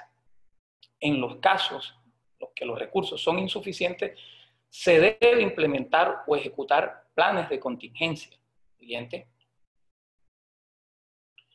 Dentro de esos planes de contingencia, por supuesto, el retraso de la diálisis si la oferta es superada, bajo la premisa que no debemos colocar en riesgo la vida del paciente. Sin embargo, tendremos que tener en cuenta en ese momento cómo se comporta la oferta y la demanda de las terapias y del recurso humano y sistemático, por supuesto. Retrasar el desarrollo de hipercalemia mediante el uso de resinas de intercambio, evitar medicamentos que eleven la concentración sérica de potasio, como IECA, ARA2, AINES, para los pacientes que no reciben soporte ventilatorio, por supuesto, dietas restrictivas en potasio, la utilización de diuréticos en pacientes que no están oligúricos, con el objetivo de preservar la euvolemia, la creación de servicios de diálisis peritoneal donde se cuenta con la infraestructura y la experticia, esto con el objetivo de descongestionar las salas y los servicios de hemodiálisis, la colocación de catéteres en la habitación del paciente y la diálisis in situ, esto con el objetivo de evitar traslados entre los diferentes servicios y por supuesto disminuir el riesgo de propagación del virus. Tratar en la medida de lo posible de implementar estrategias restrictivas en los protocolos de reanimación, teniendo en cuenta que los altos balances hídricos están asociados a desenlaces adversos en este tipo de pacientes. Siguiente. Ya se habló de cuál era el momento oportuno para dializar al paciente. Realmente es una decisión que se debe individualizar sobre una base caso a caso, más que de pronto cuestionarnos si se debe hacer una intervención con diálisis temprana o retardada. Creo que sería ofrecerla en el momento oportuno, cuando el paciente tiene alguna condición que potencialmente pueda ser corregida mediante terapias sustitutivas renal. Y en ese sentido, el nefrólogo debe definir ese momento en conjunto con el médico tratante, sea el internista o el intensivista, basándose en un contexto clínico, teniendo en cuenta el recurso humano y el recurso técnico y la demanda, por supuesto. Siguiente.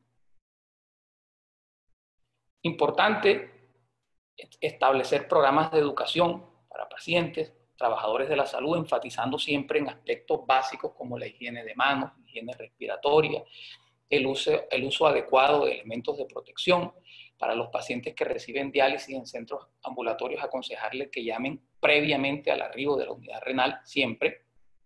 Ubicación de letreros informativos en las salas, crear espacios apropiados e implementar protocolos de triage. Para los pacientes y trabajadores de la salud que desarrollan síntomas o enfermedad, por supuesto, un cuidado apropiado inicial, dializar a los pacientes en salas aisladas con adecuados distanciamientos, optimizar los recursos haciendo inventario de elementos de protección, tratando de optimizarlos, gestionar el recurso humano de forma eficiente y creando listas de respaldo para evitar la sobrecarga laboral que implica la pandemia. Adelante. Siguiente. Importante algunas recomendaciones tanto para el personal de salud como para los pacientes. Para el personal de salud, pues recibir adecuado entrenamiento en cuanto al uso de equipos de protección personal. Siempre informar al líder del equipo si se desarrolla síntomas o se está en contacto con un caso sospechoso o confirmado, estimular al personal sanitario a que esté en casa si desarrolla algún tipo de síntomas, se aísle. Por supuesto, estimular siempre el uso completo de los elementos de protección siempre que se enfrenten con casos probables o confirmados. En cuanto a las recomendaciones para los pacientes, estos deben ser instruidos acerca de la higiene apropiada de manos y respiratoria. Se deben estimular al lavado de manos al momento de arribar a la unidad renal y al momento de partir. Registro de temperatura al inicio y al final de cada sesión de diálisis. Y se debe informar al staff o al personal médico, paramédico, acerca de la progresión de los síntomas en el momento de llegar a la unidad renal. Y se deben instruir acerca del autoaislamiento y autocuidado para los pacientes que están en riesgo y que son vulnerables. Para los pacientes sintomáticos, idealmente deberían ser realizados en salas separadas. Siguiente. Importante el acompañamiento psicológico del personal sanitario. En épocas de pandemia, las altas cargas laborales pudieran estar relacionadas con la aparición de síntomas de ansiedad, melancolía, incluso depresión. Esto es importante diagnosticarlo de manera oportuna y temprana y ofrecer el acompañamiento profesional respectivo. Evitar jornadas largas y extenuantes, realizar ciclajes o rotación del personal según protocolos propios, esto en aras de disminuir la carga laboral y la exposición al virus. Adelante. Finalmente, para concluir, recordar que lo primero es hacer un diagnóstico de la situación actual, establecer protocolos de atención, incluyendo planes de contingencia y manteniendo canales de comunicación bidireccionales y abiertos permanentemente. Muchas gracias.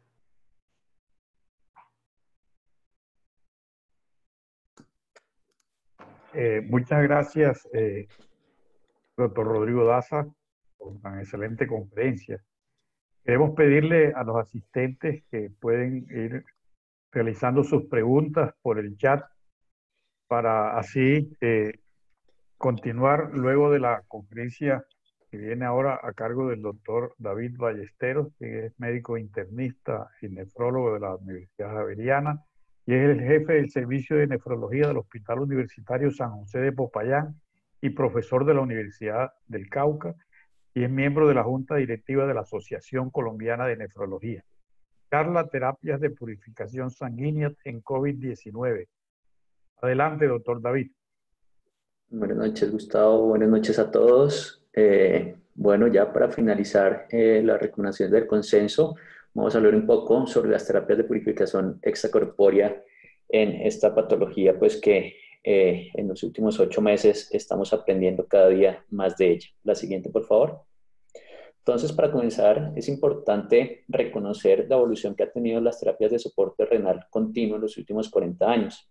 Desde usar catéteres arteriovenosos, filtros no compatibles que causaban una alta mortalidad, a actualmente tener ya pues, unos accesos venovenosos, máquinas que dan soporte multiorgánico y filtros que nos permiten, pues, además de técnicas de difusión y convección expuestas previamente, y también técnicas absortivas, con lo que no solo logramos remover moléculas de pequeño tamaño, creatinina, electrolitos, sino moléculas de mediano y gran tamaño, como pues se necesita en patologías graves como esta, la remoción de algunas citoquinas, interleuquinas o endotoxinas. Y para la remoción de citoquinas específicamente, o moléculas de gran tamaño, pues contamos con la hemofiltración de alto volumen. Es una técnica convectiva, en los cuales usamos volúmenes más de 50 mililitros por kilo hora, con estudios pues, previos del COVID en sepsis, tratando pues de remover de sustancias de gran tamaño con resultados pues al momento en algunos escenarios favorables, en otros no tanto. Hemoperfusión con filtros absortivos disponibles ya en Colombia, terapias de recambio plasmático que los nefrólogos ya usamos hace bastantes años, de las cuales vamos a hablar más adelante, CPFA o membranas High-Cutoff. Siguiente, por favor. Entonces, esto tiene, o estas terapias absortivas, hablando de la hemoabsorción específicamente o de la hemoperfusión, son plausibles teniendo en cuenta la tercera definición internacional de sepsis y shock séptico.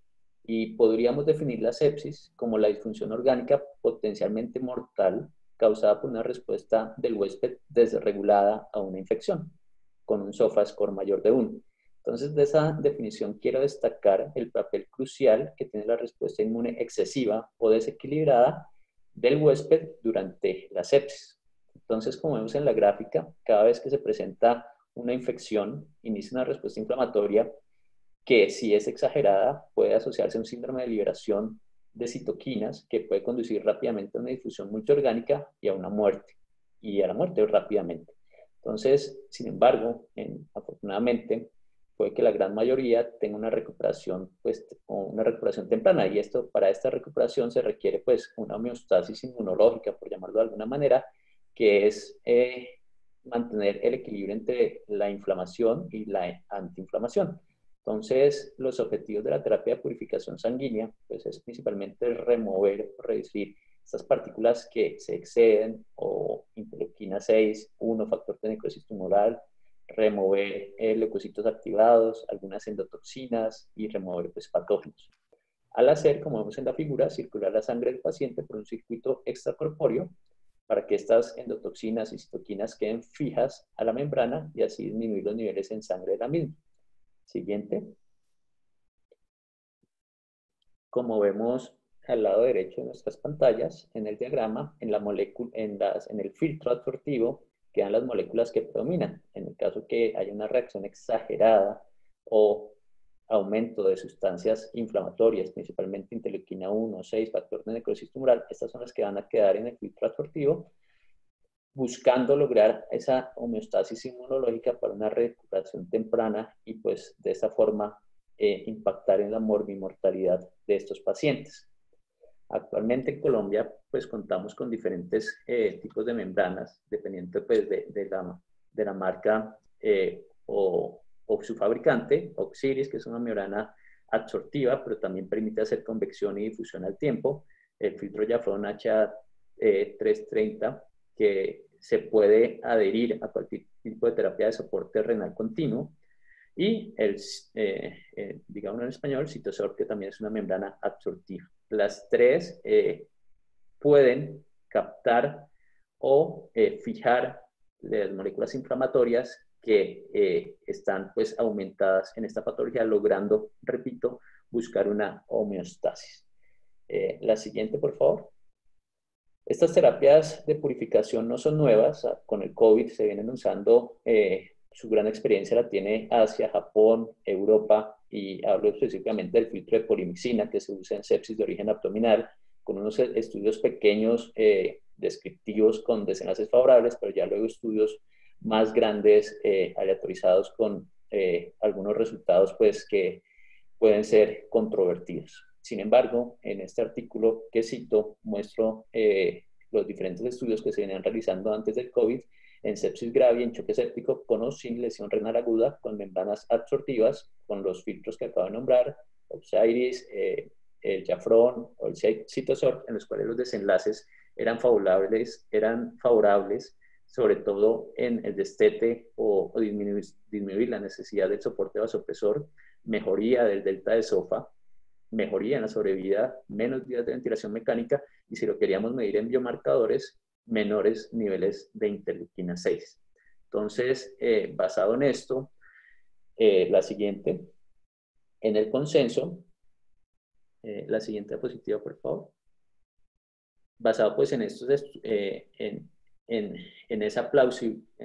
la plausibilidad biológica, fisiopatológica que acabamos de nombrar, que bien expuso la doctora Yamayusa en los primeros 10 minutos, la recomendación del Congreso es que se recomienda como criterios para considerar las terapias de remoción de citoquinas la presencia de lesión renal aguda con un AKI o KDIGO mayor a 2, un paciente con SDRA grave, en choque, doble soporte vasopresor, manifestaciones de tormenta de citoquinas. No en todos los centros tenemos para medir interleuquina 6, en los que los tienen, pues, que se eleve, que el paciente tenga hipoalbuminemia, una ferritina elevada, más de 1000, PCR elevada, y, pues, pacientes, pues, estamos hablando con COVID grave. La recomendación que da el consenso es fuerte a favor. Sin embargo, conociendo que no son terapias baratas, son costosas, debemos muy bien individualizar las indicaciones, evaluar los recursos y racionar el uso de terapias de soporte durante la pandemia, con lo que quiero decir es que si bien hay plausibilidad para usarlas, no podemos masificar su uso. Tenemos que ser muy juiciosos, actuar con responsabilidad social y elegir muy bien los pacientes que se pueden beneficiar de estas terapias. La siguiente. Ya cada una pues tiene sus formas de usar que van a quedar explícitas pues en el consenso. Otra forma de remover citoquinas son las terapias de recambio plasmático o plasmaféresis, mucho más familiarizados en nefrología en cuidado crítico con estas terapias. Las manejamos hace muchísimo tiempo y ustedes saben, pasa la sangre por el circuito, se dividen los elementos forman del plasma y en el plasma pues va a salir todo ese exceso de citoquinas, pero como salen cosas buenas también va a salir fibrinógeno, moléculas de mediano, pequeño y gran tamaño. Entonces, ¿por qué en el COVID ha cobrado gran importancia no solo en la remoción de citoquinas? No sé si ustedes han tenido ya pacientes que hacen fenotipos o como se explica en la fisiopatología con microangiopatía trombótica, pacientes con deshidrogenasa láctica mayores de 1000, 9000, disfunción renal, trombocitopenia, anemia, esquistocitos en sangre. Y en las patologías de estos pacientes que se han estudiado, no solo se ven inclusiones virales en el epitelio tubular, en los pocitos, sino también en el glomérulo se ven trombos hialinos que nos hablan pues, de toda esta microangiopatía trombótica. Siguiente. Entonces los reportes de caso comienzan a mostrar cómo se usa, obviamente no en todos los pacientes, en algunos casos específicos, que su fenotipo puede ir hacia una microangiopatía trombótica, déficit de AMS13, quiero remover citoquinas, pacientes sumamente inflamados. ¿Cómo se hacen las terapias de recambio plasmático? Aproximadamente 1 a 1.5 recambios, en promedio 3.000, 3.500 de recambio. Como los desenlaces en estos 3 pacientes, el momento que se usa siempre va a coincidir sobre todo la disfunción multiorgánica con el comienzo del SRA y la ventilación mecánica. Recordemos que los pacientes con SRA grave fallecen de disfunción multiorgánica.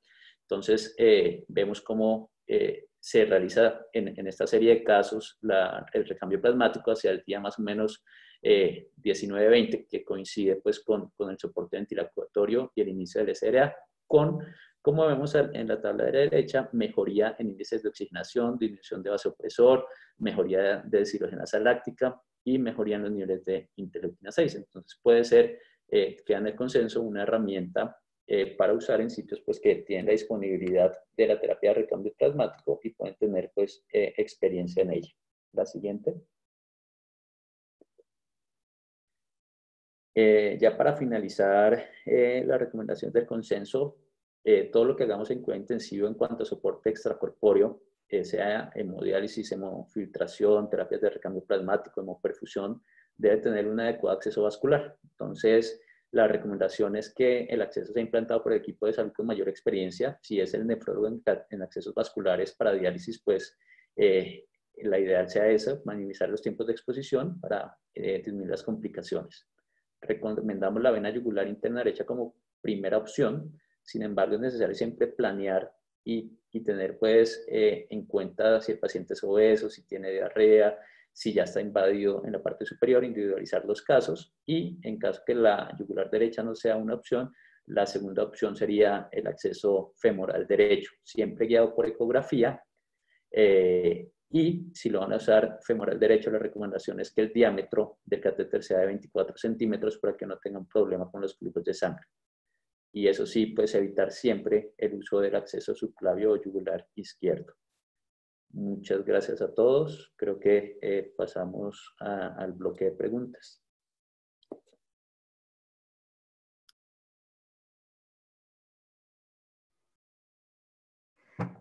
Muchas gracias, doctor David. Qué pena, doctora Aroca, me tomé la... Vamos a tomar las preguntas. La primera es para el doctor Juan Guillermo. ¿Cuál es la evidencia o necesidad de implantar un catéter para paciente con fístula en diálisis intermitente prolongada y se refiere a la diálisis de 6 horas? Digamos que el tema sobre todo es el tema de seguridad y estabilidad de la fístula arteriovenosa en un paciente que esté en estado críticamente enfermo y con alto riesgo de ruptura y lesión de la fístula y de coagulación y disfunción de la fístula. Digamos que ese es el objetivo es ahí en ese momento, es proteger el acceso de cualquier evento adverso en un paciente críticamente enfermo como estos pacientes. Y lo otro es un gran porcentaje, más del 40% de pacientes que están con COVID pueden tener riesgo de necesidad de pronación. Y la pronación el manejo de la fístula en pronado es muy compleja. Básicamente, puede ser más que todo por técnica y por seguridad. Mi argumento. Seguramente entre más horas necesite el paciente de diálisis, pues es más evidente la necesidad del catéter, ¿no, Juan? De acuerdo, sí, de acuerdo. La siguiente pregunta dice, ¿qué valor agregado da la nutrición enteral precoz en los pacientes en UCI que en la asociación con la mayor carga de proteínas y elevación mayor de urea? No sé, Juan, si tú... Bueno, digamos el tema de la nutrición, pues digamos cada vez en cuidado intensivo, sobre todo la nutrición enteral o la nutrición trófica, cada vez está cogiendo más fuerza. Aquí el tema de la alta inestabilidad hemodinámica en un paciente en choque, digamos, en algunos grupos de nutrición puede estar proscrita.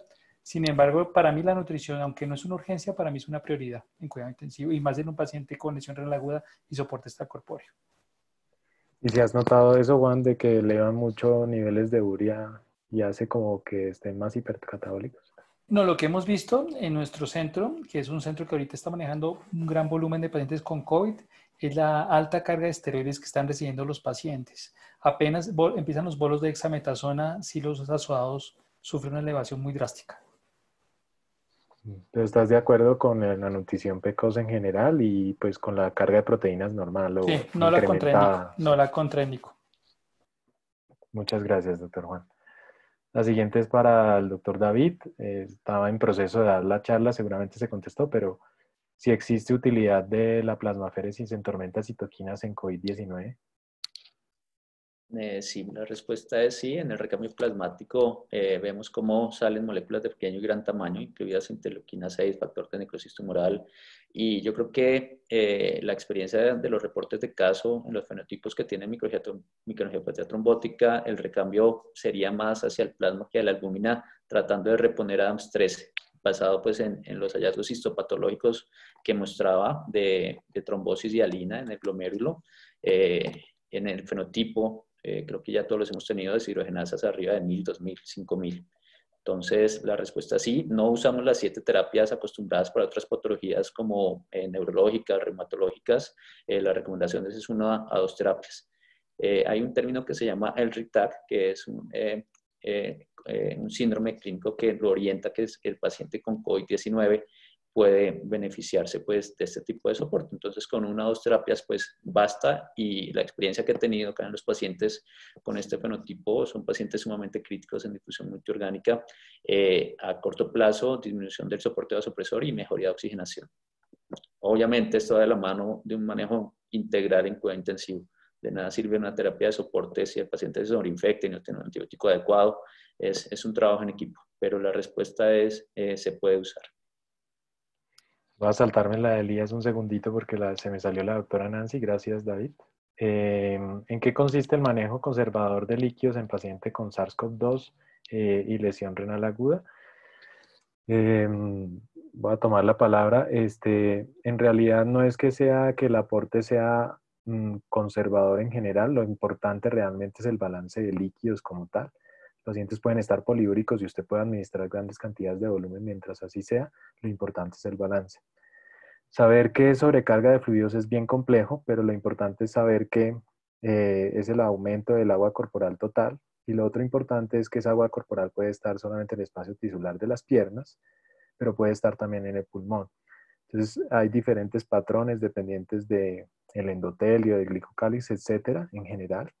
Lo que sí es que nos referimos es al balance de líquidos, y digamos que podría ser tan agresivo como no llegar a un balance mayor de 5% entre las primeras 72 horas sobre todo. Saber si se debe medir las pérdidas insensibles no lo sabemos, algunos lo hacen, algunos no. Lo importante es que los miden seguramente tienen balances más negativos o neutros, y los que no las miden pues tienen balances más positivos, y no importa, sino hay que tenerlo en la cabeza y que hay que tener la tolerancia. En general, Una vez se inicia la fase de recuperación del paciente en general, que quita la fiebre, puedes quitar el vasopresor, lo importante es estar alrededor de un balance de líquidos de 0 más o menos 1000. A eso es a lo que nos referimos con un balance, con una administración conservadora de líquidos como tal. Dependes del balance. Y si usted puede pesar al paciente, pues sería bastante útil. Si puede hacer una bioimpedancia en ausencia de derrame pleural y ascitis, también podría llegar a ser útil. Es a eso a lo que nos referimos y pues hay todas las cohortes y estudios, etc. Malo, 10% por encima del peso del paciente. Comienza a ser malo por encima del 5% del paciente. No sé si la doctora Nancy ya está por ahí. Hemoperfusión, dice, según el consenso, ¿por qué se sugiere tan inicio tardío y no temprano como lo establece la experiencia en algunos otros países? Ahí. Muy interesante la pregunta. En el momento que hicimos pues, el consenso, es una patología que llevamos conociendo 8 meses. Si bien las terapias de hemoperfusión se llevan estudiando 10, 12, 15 años atrás, como les decía, Asia y Europa nos llevan gran experiencia. Desafortunadamente, los estudios grandes no han mostrado una disminución pues, en desenlaces fuertes. Sin embargo, cuando evaluamos los desenlaces que mostraba, disminución del SOFA, disminución del vasopresor, mejor oxigenación, y si se quiere medir en niveles de interleuquina 6, pues también disminuyen.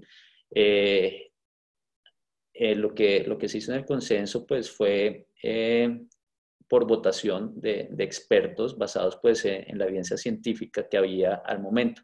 Sin embargo, lo que podemos concluir o lo que tenemos actualmente es que se podría usar, no en todos los pacientes, sino en el fenotipo del paciente que sospechemos que tenga una liberación de citoquinas inadecuada o tormenta de citoquinas mal llamada, que si bien se puso de moda ahorita con el COVID, la veníamos viendo ya hace muchos años. Posiblemente otras patologías también elevaban bastante estas interleuquinas y citoquinas. Entonces, pudiese usarse como no tanto de rescate, sino identificar esos pacientes hiperinflamados y con un juicio clínico usarla tempranamente. Gracias, David. Para el doctor Juan Guillermo, vamos ya a tomar tres preguntas adicionales máximo por tiempo. En el paciente crónico con hemodiálisis, ¿es necesario el paso de hemofiltración continua o es dependiente del estado clínico para continuar hemodiálisis intermitente? Juan. Bueno, hay una frase que a mí me encanta del doctor Claudio Ronco, que él dice que la terapia no la define ni el nefrólogo ni el intensivista, la define el paciente. Y en este caso el estado hemodinámico pues define el tipo de terapia. Obviamente todo depende de la disponibilidad logística técnica que se tenga. Si estamos frente a un centro que tenga toda la tecnología en un paciente críticamente enfermo, con un SOFA cardiovascular importante, con alta demanda ventilatoria, pues lo ideal es pasarlo continua, temporalmente, cuando se estabilice hemodinámicamente, retire vasopresores, menos sobrecarga de volumen, posiblemente podría pasarlo un intermitente. Sería como la forma de responderla. Gracias, Juan. Para el doctor Rodrigo Daza, considerando la alta demanda de terapia por el gran número de pacientes, ¿hasta qué edad podemos decidir iniciar terapia en pacientes mayores de 75 años con múltiples comorbilidades? Doctor Daza. Eso es una decisión que no es fácil, ¿no? Realmente hay que tener en cuenta pues, el contexto clínico del paciente. La edad no solamente es una limitante, sino habrá que ver, digamos, el estado general del paciente, dado que es una enfermedad nueva. Muchas veces cuando nos enfrentamos a un caso se hace difícil por las expectativas de la familia, pero en términos generales, al inicio de la pandemia, por lo menos optábamos por dializar los pacientes lo más temprano posible. Realmente no tuvimos buenos resultados. La gran mayoría de los pacientes que recibieron soporte dialítico estaban ventilados con desenlaces fatales. A medida que fue avanzando el tiempo y fuimos, digamos, conociendo un poco más la enfermedad, fuimos contemporizando un poco más el momento de iniciar la diálisis, teniendo en cuenta la escasez de personal, la escasez de máquinas, y en este sentido también ya empezábamos a contemplar no entrar en el terreno de la futilidad para aquellos pacientes que eran muy comórbidos, que estaban en estado muy crítico, con dobles, triples soportes vasoactivos. Sin embargo, siempre es una situación difícil porque el familiar siempre tiene la expectativa y la esperanza de que su paciente o su familiar va a salir bien. Entonces, es muy complicado para el nefrólogo llegar a una unidad de cuidados intensivos donde el intensivista está trabajando y haciendo de todo y el nefrólogo decir no se dializa porque pienso que no tiene futuro este paciente. Entonces, creo que más que una decisión del nefrólogo, es una decisión que se toma en conjunto con el intensivista, con la familia, en qué momento limitar el esfuerzo, porque no siempre esa línea está clara entre el paciente que ya tiene un punto de no retorno. Pero básicamente el contexto clínico, y no es solamente la edad, vuelvo y repito, no es solamente la edad, es un conjunto de factores clínicos, paraclínicos, que hay que tomar en cuenta a la hora de definir si el paciente es tributario o no a continuar una terapia invasiva como lo es la diálisis. Gracias, doctor Daza.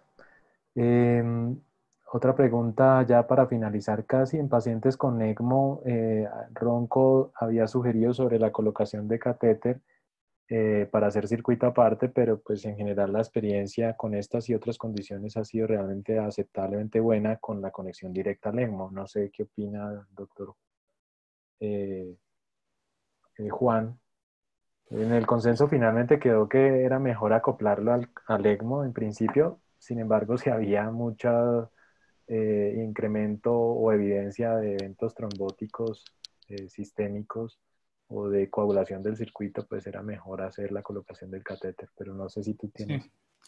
Pues digamos, bueno, en ECMO, ese se llama el método Michigan, que es la conexión a través de las mismas cánulas de ECMO. Las guías ELSO, que es pues, la Sociedad de ECMO Mundial, recomienda que sea la conexión a través de cánulas. El tema es que la curva de aprendizaje y de conocimiento de las perfusionistas que manejan el método Michigan tiene que ser más elevado. Ronco en los últimos webinars, ¿qué es lo que ha invitado? Ha invitado a dos conceptos que me han gustado mucho. Uno, a optimizar recursos. Por ejemplo, él insiste muchísimo en la dosis de terapias y el por qué habla del Majorcar en ECMO, porque posiblemente todos los centros no tienen la curva de entrenamiento que tienen ciertos centros de experiencia para hacer ese tipo de conexiones. Si el centro hasta ahora está montando los ECMOs, está cogiendo la curva en plena pandemia, ellos dicen, use el Majorcar para evitar esas complicaciones. Pero si es un centro, por ejemplo, Colombia, Cardiovit, Fundación Cardiovascular, Clínica Chayo, que el método Michigan ya hace parte de sus prácticas, conecten con cánulas totalmente y les va a ir muy bien, sé que sí. Muchas gracias, Juan.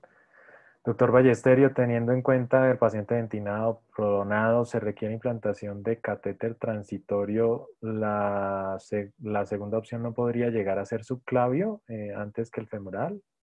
Pensando que la primera opción es el yugular, entiendo. Si se refiere específicamente en interrumpir el prono para iniciar el soporte, hay que evaluarlo de mano en cuidado intensivo. Particularmente tuve un caso esta semana, una paciente que llevaba 10 horas de prono, hizo una kit de creatina de 1, se subió a 3. Creo que el soporte en COVID, una patología en que uno de cada 2 pacientes en cuidado intensivo que se intuba mueren, y basados pues en los estudios que mostraba el doctor Camilo y la recomendación del consenso, que es iniciar tempranamente, lo que hicimos fue interrumpir el prono 1 hora, colocamos el acceso vascular yugular o femoral, pues dependiendo, pues la gran mayoría de estos pacientes son obesos, podría ser mucho más fácil el yugular. ¿Qué pasa con el catéter subclavio? Pues las complicaciones derivadas de estos accesos son mucho mayores que tener un acceso yugular o femoral. Entonces, casi en todas las recomendaciones, y creo que pues estamos muchos nefrólogos acá, siempre tratamos de evitar la vía subclavia por todas las complicaciones mecánicas de trombosis, disfunción del injerto y en la inserción del mismo. Entonces, la idea es no usar catéteres subclavios, a menos de que sea la última opción, que el paciente sea un renal crónico y no tenga otro acceso, pero pues definitivamente no es una vía ideal para diálisis. Perdón, aquí hago un comentario adicional al respecto.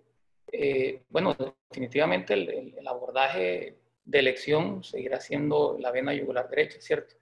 Y te permite dializar al paciente en prono sin ninguna dificultad.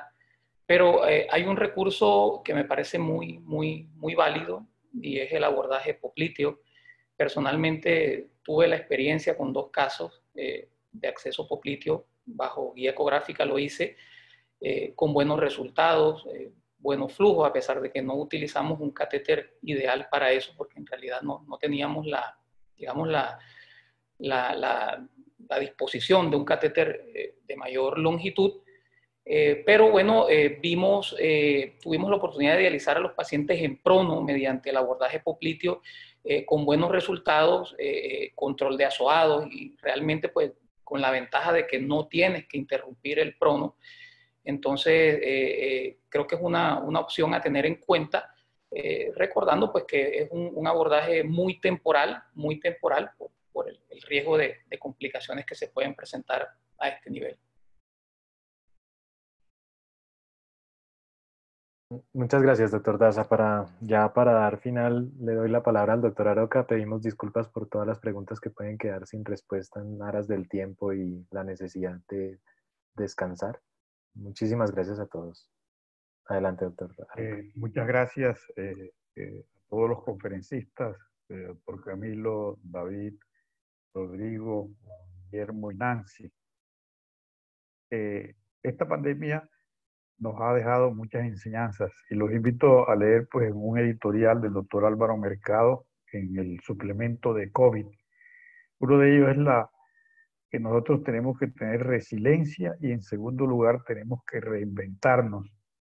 Y para esto debemos adoptar pues una actitud positiva, un trabajo en equipo y hacer uso de estas recomendaciones que indudablemente van a ayudar a mejorar la sobrevida de nuestros pacientes.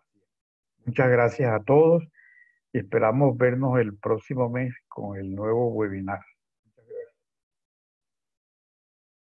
Bueno, muchas gracias. Buenas noches para todos. Buenas noches. Muchas gracias a todos. Que tengan una muy buena noche. Gracias. Buenas noches a todos. Buenas noches. Gracias.